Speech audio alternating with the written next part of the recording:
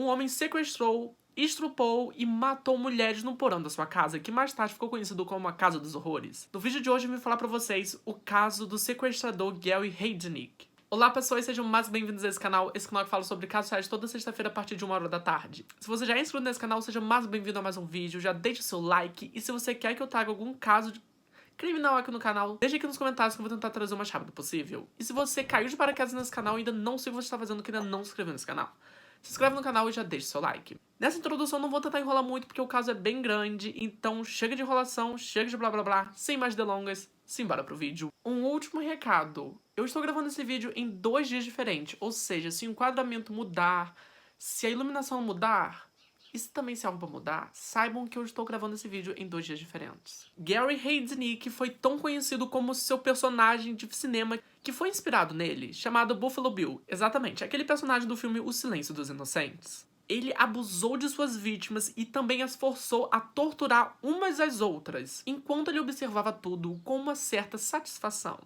Ele até mesmo moeu uma de suas vítimas e deu essa carne moída para as outras pessoas comerem. Porém, ele tinha uma igreja dentro de casa e para os membros de sua congregação ele era apenas o bispo Gary Heidnik, um homem muito bom. Porém, aí vem uma pergunta, como é que seus membros da igreja iriam desconfiar que um homem que era considerado bom era na verdade um sequestrador, torturador e até mesmo um abusador de mulheres? Detalhe, estava tudo acontecendo isso embaixo do porão da casa dele. Gary Michael Heidnik nasceu no dia 22 de novembro de 1943 em Ohio, um subúrbio de Cleveland. Gary também tinha um irmão mais novo chamado Terry Heidnik e seus pais se chamavam Michael e Ellen Heidnik. Quando Gary tinha mais ou menos 3 anos de idade, seus pais se separaram e ele junto com o irmão foram morar com a sua mãe, que era alcoólatra. Gary e seu irmão moraram com a mãe durante 4 anos até que ela decidiu mandar os 2 filhos para morar com o pai e sua nova esposa. Ao se mudarem para a casa do pai, Gary afirmou mais tarde que o pai era extremamente abusador dele psicologicamente, já que Gary sofreu de uma doença que era incontinência urinária, ou seja, quando ele ia dormir ele não conseguia se conter muito com a sua bexiga e acabava fazendo xixi. E o seu pai o humilhava por causa disso, fazendo com que ele pegasse o lençol molhado e colocasse para fora de casa para que todos os vizinhos pudessem ver. Na escola não era diferente, já que ele também era ridicularizado, especialmente sofrendo bullying por ter uma cabeça deformada. Segundo seu irmão, ele caiu da árvore quando era criança e isso deformou a cabeça dele. E mais tarde, muitas pessoas falariam que essa queda da árvore poderia ser uma explicação para os maus tratos que ele fazia com as outras pessoas. Mas digamos assim que a família Heidnik não tinha um histórico muito bom com saúde mental. Sendo que até mesmo o Terry passou boa parte de sua vida em instituições para doentes mentais. Na 8ª série do colégio, Gary Heidnik desenvolveu uma certa afeição por 2 das suas maiores paixões, ganhar dinheiro e também serviu o exército. Esta última obsessão era tão forte que seu pai conseguiu com que ele se alistasse em uma academia militar em Staunton, Virgínia. Essa academia era uma das mais prestigiadas da época. Apesar de sua saúde mental não ser uma das melhores, Gary era considerado bastante inteligente, mas ele não conseguiu ficar muito tempo na academia. Ele ficou apenas 2 anos e voltou a morar com os pais. E durante o ano seguinte, ele frequentou 2 escolas, mas não ficou muito tempo nelas, já que ele se entediava rápido e caía fora. E novamente, aos 18 anos, Gary conseguiu se alistar ao exército e até mesmo se adaptou bem à vida militar, mas não tinha muitos amigos. Durante o seu treinamento no exército, ele foi declarado como sendo um excelente aluno e ele até mesmo se inscreveu em vários treinamentos e até mesmo em polícia militar, mas ele não passou. Ele só passou para ser enfermeiro. Ele conseguiu o treinamento médico em San Antonio, no Texas. Ele novamente foi muito bem no treinamento e até mesmo conseguiu um ótimo jeito de se manter na vida, um jeito bem lucrativo. Ele emprestava dinheiro para as outras pessoas e depois cobrava delas com juros. A gente conhece aqui no Brasil como agiota, né? Mas esse seu empreendimento lucrativo teve fim quando ele foi transferido para um hospital da campanha na Alemanha Ocidental. Tudo parecia estar indo muito bem até que em agosto de 1962 ele foi até uma enfermeira dizendo que estava sentindo dor de cabeça, enjoo e até mesmo tontura. Ele foi levado a um neurologista que mais tarde atestou que ele sofria de gastroenteria e também que ele sofria alguma doença mental, mas não foi dita naquela época. Alguns meses depois, ele voltou para os Estados Unidos e conseguiu uma aposentadoria por servir cerca de 14 meses no exército. Nessa mesma época, veio um diagnóstico oficial vindo do exército dizendo que ele tinha transtorno de personalidade esquizofrênica. Depois de servir as Forças Armadas, ele foi direto para Filadélfia, onde conseguiu uma licenciatura para servir como enfermeiro. Ele até mesmo conseguiu um emprego no hospital universitário, mas ele foi demitido por má conduta. Desse emprego, ele foi para um outro hospital de administração veterano, onde ele ficou um pouco tempo. Mas, novamente, ele foi expulso por mau comportamento. A partir daquele momento, sua vida só piorou, foi literalmente de ladeira abaixo, passando boa parte de seu tempo em instituições de doentes mentais. E tudo ainda piorou quando, em 1970, sua mãe, Ellen, tirou a própria vida. E depois desse episódio da morte da mãe, Gary também tentou se suicidar algumas vezes, o que só garantiu ele que ficasse mais algum tempo em instituições para doentes mentais. Eu não sei se eu tô falando certo que é instituições de doentes mentais. Se eu estiver falando errado, vocês me corrijam aqui também nos comentários. E depois de um tempo, ele foi visitar o seu irmão e quase matou ele com uma plaina. E novamente, Gary foi internado. E segundo Gary, disse ao irmão Terry que se ele tivesse morrido naquele dia, ele teria pegado o irmão, colocado dentro de uma banheira com ácido e teria deixado lá para que ele fosse dissolvido. Entre as indas e vindas das instituições, o seu comportamento começou a piorar ainda mais. Ele passava boa parte do seu tempo calado, se comunicando apenas com bilhetes. E sua higiene pessoal era também muito precária. Sem falar que ele também começou a adquirir algumas manias. Mas ele também era esperto. E lembra que eu falei da aposentadoria dele? Então, com essa aposentadoria acumulada, ele conseguiu comprar uma casa de 3 andares e colocou uma pessoa a morar lá para que ele conseguisse um aluguel. E foi mais ou menos nessa mesma época que ele conheceu Jesus. Em 1971, após ele ir para a Califórnia, ele teve uma grande revelação. Ele deveria abrir a sua própria igreja. Ele até mesmo registrou a igreja e se tornou um bispo. E naquela época, a igreja só tinha 5 membros. Sem contar com Gary, tinha o irmão Terry e a namorada de Terry, e também tinha uma namorada de Gary que tinha transtorno mental. E durante esse período também ele começou a ir e vir de instituições mentais, onde ele dizia evangelizar as outras pessoas. Além de ser uma figura conhecida nos hospitais psiquiátricos, ele também começou a ser conhecido pela polícia. Em 1976, ele foi indicado por porte ilegal de arma e também por roubo. Essa última acusação foi feita logo depois dele ter atirado de raspão no homem que alugou a casa dele. Após 18 meses desse episódio, a polícia voltou a sua atenção para Gary depois que ele retirou a irmã de sua namorada de uma das instituições mentais. A mulher se chamava Alberta e tinha 34 anos quando foi aprisionada no porão da casa dele. Ao retornar para o hospital, ela foi examinada e constatou que ela foi sadomizada, estrupada, tanto oralmente quanto por outras partes, e também contraiu gonorreia. Quando Gary foi julgado em novembro de 78, ele se declarou inocente, mas o júri declarou ele culpado e pegou uma pena de 3 a 7 anos de prisão. Uma apelação posteriormente fez com que anulasse que ele ficasse em uma prisão, então ele passou 3 anos desses de 3 a 7 anos em instituições para doentes mentais, onde 2 desses anos ele ficou simplesmente calado. Ele foi solto em abril de 83, sob a condição dele ser observado de perto por uma instituição que observava as pessoas que tinham doenças mentais, aprovada pelo governo. E agora que vem aí o seu relacionamento com uma mulher. Antes mesmo de Gary ser preso, ele entrou em vários relacionamentos com mulheres negras.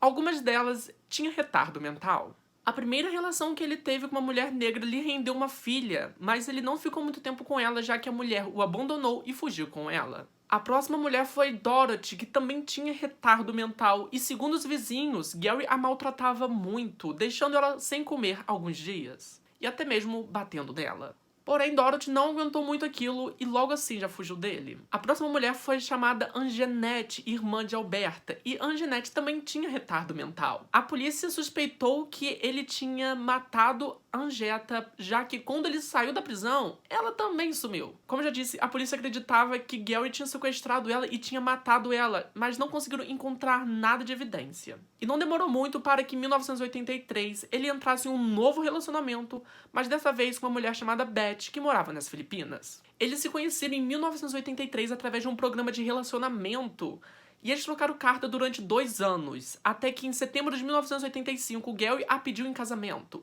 E ela viajou para a Filadélfia. Após encontrar Beth no aeroporto, ele levou ela para casa e quando Gary mostrou para ela onde ela dormiria, ela simplesmente se assustou porque viu uma mulher deitada na cama. Gary disse que era apenas uma inquilina da casa. E logo depois que se casaram, não demorou muito para que Gary a traísse e que ela até mesmo viu ele traindo com 3 prostitutas. E quando Beth tentou questionar Gary, ele simplesmente a surrou e falou para ela fazer comida para as 3 prostitutas e para ele. E que isso se tornaria comum na vida dela. Ou seja, o cara é um grande filho de uma égua. E daquele dia da primeira briga em diante, várias prostitutas apareceram na casa de Gary. E Beth foi obrigada a fazer comida pra eles, enquanto era obrigada a também ver eles transando. Fora também que Gary batia nela. E quando Beth questionava sobre aquilo tudo, sobre por que Gary estava fazendo isso com ela, ele simplesmente a espancava. Ou seja, qualquer coisinha era motivo para que Gary batesse nela.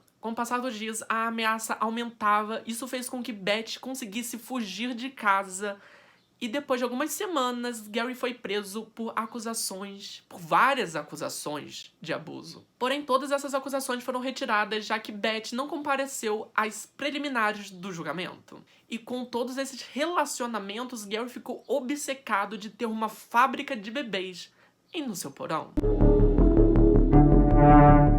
A primeira vítima a ser sequestrada por Gary foi Josefina, que no dia 26 de novembro de 86, após ter brigado com seu namorado, ela decidiu sair do seu apartamento para dar uma volta. Em certo momento, um Cadillac branco passou por ela e buzinou para ela. Após ele parar, eles conversaram um pouco. Gary convidou ela para entrar no carro, eles foram até um McDonald's local, fizeram um lanche e depois Gary a levou para a casa dele. Ao chegarem na casa, Josefina foi levada ao 2º andar e enquanto ela admirava as paredes cheias de notas de $5, Gary começou a asfixiá-la por trás. E depois que ela já estava desmaiada, Gary a levou para o porão. Depois que ele levou para o porão, Gary a prendeu com uma corrente no tornozelo ligada a um cano que passava pelo teto. E depois disso, Gary simplesmente deitou no peito de Josefina e dormiu. E ela, assustada, só ficou olhando aquilo tudo. A próxima vítima foi uma amiga de Gary, a Sandy. E depois que ela foi sequestrada, a Sandy contou a Josefina que eles até mesmo faziam sexo junto e também com alguns amigos. Sandy se tornou vítima de Gary logo após que ela ficou grávida e abortou. Gary, sabendo disso, ofereceu $1000 para ela para que ela seguisse com a gravidez, mas ela recusou e Gary ficou irado da vida e decidiu sequestrá-la. Conforme os dias se passavam, o comportamento de Gary ficava pior e ainda mais bizarro, alimentando as duas raramente e também deixando elas constantemente seminuas. E quando Gary saía para trabalhar ou saía para fazer qualquer outra coisa, elas tinham que se abraçar para manter aquecidas.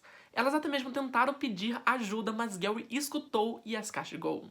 A mãe de Sandy chegou a procurar ela na casa de Gary, mas ele disse que não sabia onde estava.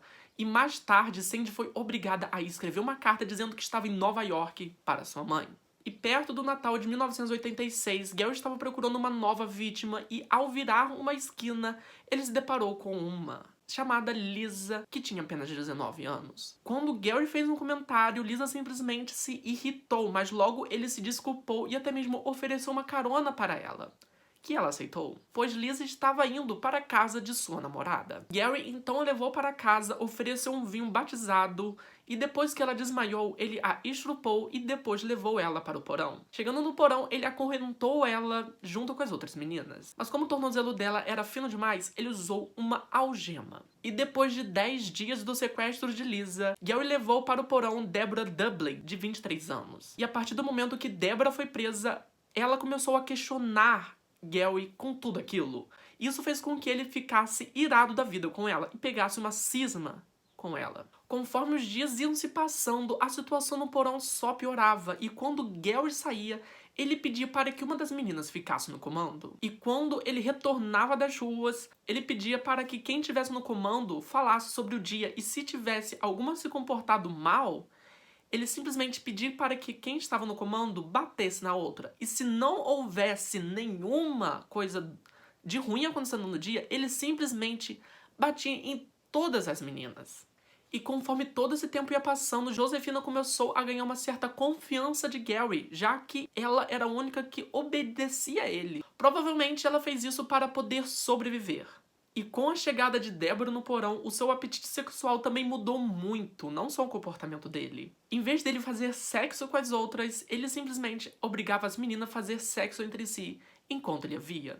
E embora a higiene pessoal das meninas não fosse uma prioridade dele, ele até mesmo providenciou uma latrina móvel, panos umedecidos e até mesmo depois conseguiu um chuveiro para elas. Mas isso foi para que ele visse elas nuas enquanto elas tomavam banho. E suas porções de comida também não eram boas e variavam de qualidade e quantidade de acordo com o humor de Gary. Se ele estava de bom humor, ele dava cachorro quente. E se ele tivesse de mau humor, ele simplesmente dava pão e água. E olhe lá ainda. E depois de um tempo, tudo começou a piorar quando ele decidiu bater nas garotas para que elas comessem comida de cachorro. E no dia 18 de fevereiro de 1987, houve uma nova vítima, chamada Jacqueline, de 18 anos. Como das outras vezes, Gary levou a menina para sua casa, a drogou com um vinho, abusou dela e depois trancou ela no porão junto com as outras. E mais tarde, naquele mesmo dia, Gary comprou comida japonesa para as garotas e também comprou uma garrafa de champanhe. A ocasião era o aniversário de Josefina. Josefina revelou mais tarde que Gary aparentava estar de bom humor naquele dia, pois suspeitava que ela e uma outra garota chamada Sandra estivessem grávida, o que era mentira. E aí que começa a parte mais revoltante do caso, que é o porão da morte. No começo de fevereiro de 1987, Gary arranjou um pretexto para poder abusar e espancar Sandra Lindsay, já que ele a viu ela movendo uma das tábuas do porão para poder fugir.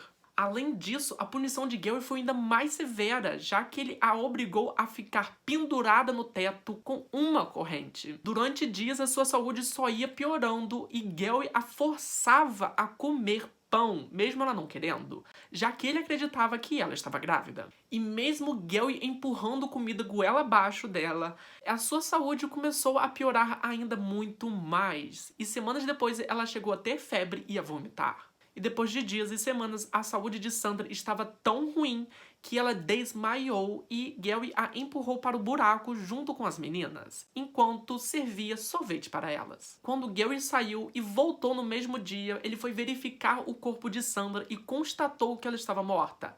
Ele decidiu recolher o corpo, dizendo que era lamentável por ele ter perdido um bebê. E depois de um tempo, as meninas do porão começaram a escutar um barulho inconfundível, o barulho de motosserra. Gary simplesmente partiu o corpo da mulher em vários pedaços, moeu os ossos e também a carne, e até mesmo serviu essa carne e osso para os cachorros dele. Depois, ele misturou essas carnes com a comida das meninas e forçou elas a comer.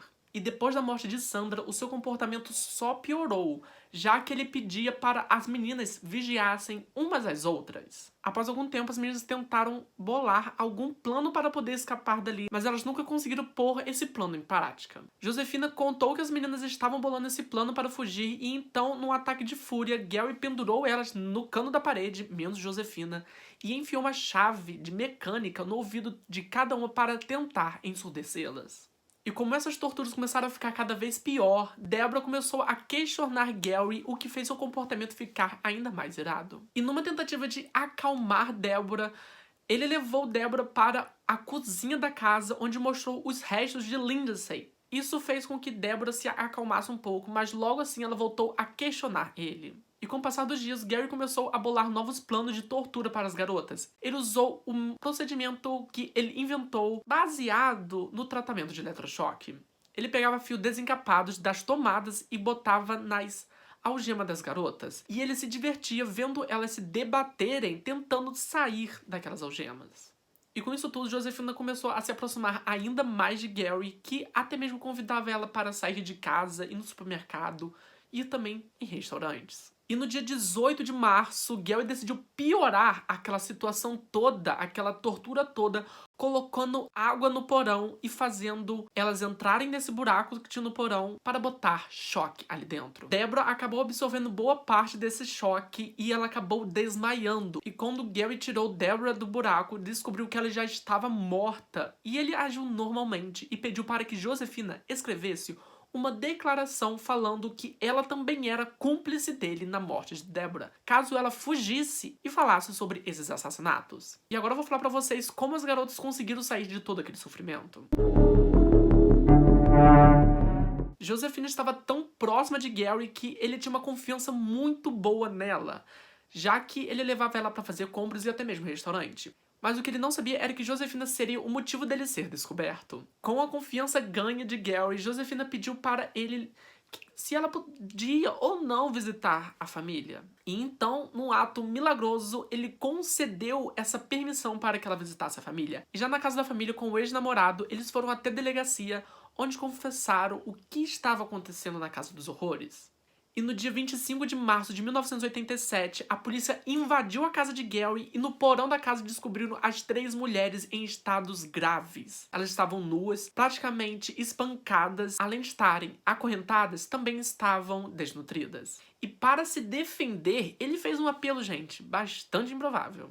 Ele disse que quando ele chegou na casa, quando ele comprou a casa, as meninas já estavam no porão. Mas é óbvio que o juiz não aceitou essa declaração. E depois desse argumento ser caído por terra, até porque, né?